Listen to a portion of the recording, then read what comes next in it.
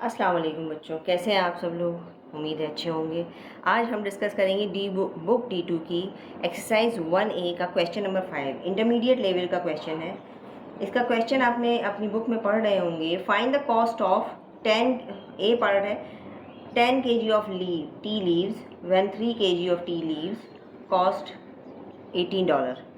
तो इसमें क्या है, टी लीव्स के बारे में बहुत सिंपल क्वेश्चन है सब। और ये टी लीव्स का मैं लिख के दिखा रही हूँ। टी लीव्स है, टी लीव्स का वेट दिया हुआ है,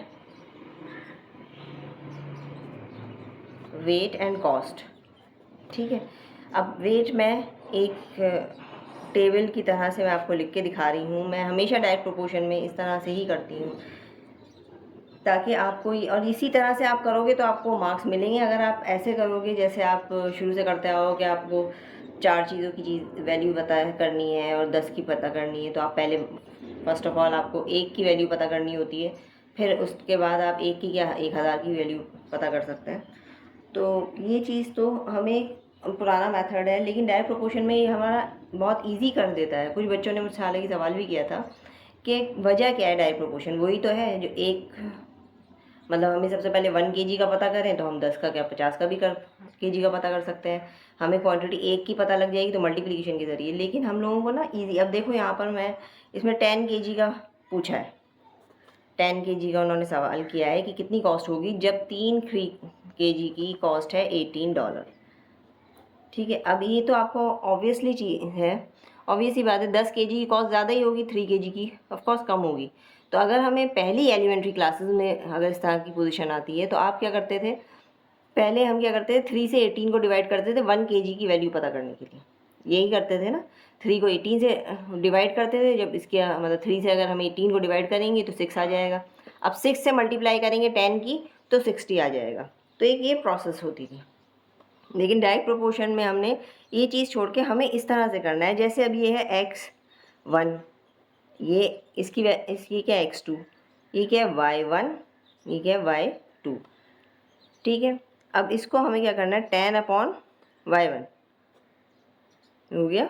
x मान लेते हैं, इसे मैंने क्वेश्चन मार्क लिखा था, अब हम x मान लेते हैं। डजेंट मैटर x हो या क्वेश्चन मार्क हो, असल चीज़ है अननोन वैल्यू। इसकी क्या है 3, हमें क्या है यहाँ पर 3 करना है, और ये क्या है 18, ऐसी ही है ना। ये समझ लें, यहाँ पर मैं लिख देती हूँ x1 y1 x2 y2। ये मैं ब्रैकेट में सिर्फ आपको इसलिए शो कर रही हूँ ताकि आप ये याद रखें। हमेशा एक, मतलब kg है तो kg के नीचे डिनोमिनेटर में kg नहीं आएगा, मतलब अगर 10/3 मत कर देना।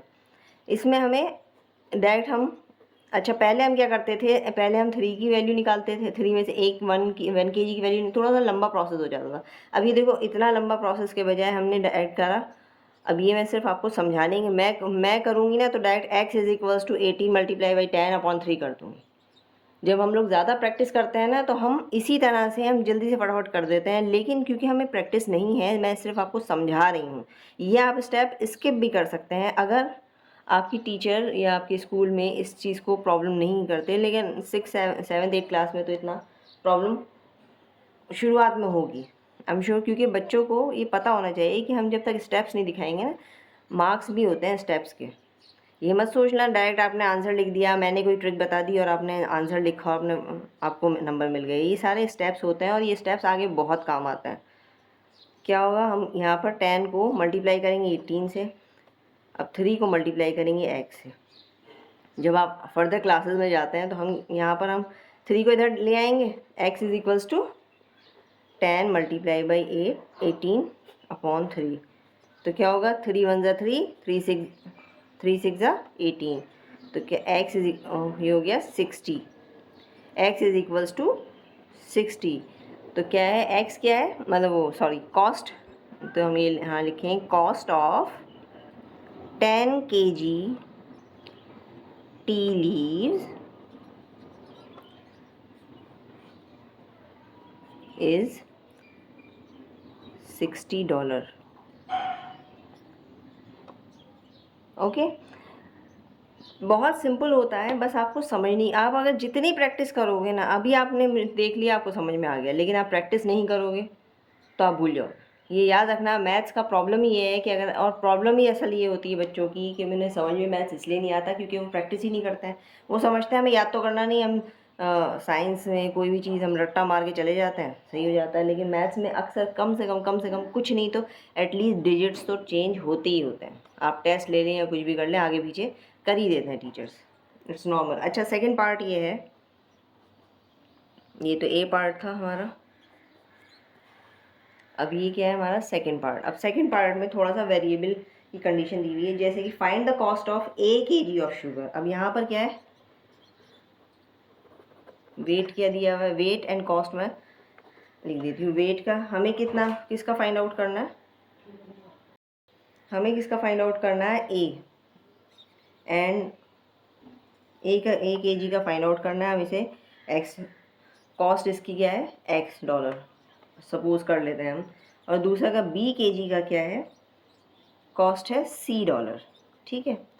ये ए है, अच्छा ये 1 kg। अब ये मैं फिर दोबारा से आपको बताऊंगी, ये x1 है, ये x2 है, क्योंकि दोनों वेट है। अब ये क्या कॉस्ट है दोनों, ये y1 है, ये y2 है,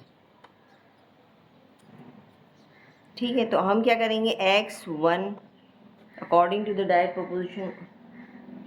प्रोपोर्शन का जो मेथड है, जो फॉर्मूला है वो यही है ना, x1/y1 is equals to x2/y2 is equals to k. इसको इस तरह से भी लिख सकते हैं, कुछ लोग ऐसे भी लिखते हैं कि x इज इक्वल्स टू के वाई, मतलब इसको एग्जैक्ट फॉर्मूला इसको इस तरह से भी लिखते हैं। लेकिन ये एक प्रोसेस है, अगर आपको टेबल दी हुई है ना तो आपको इसी तरह से देखनी पड़ेगी टेबल, मतलब आपको दोनों का रेशो निकालना है।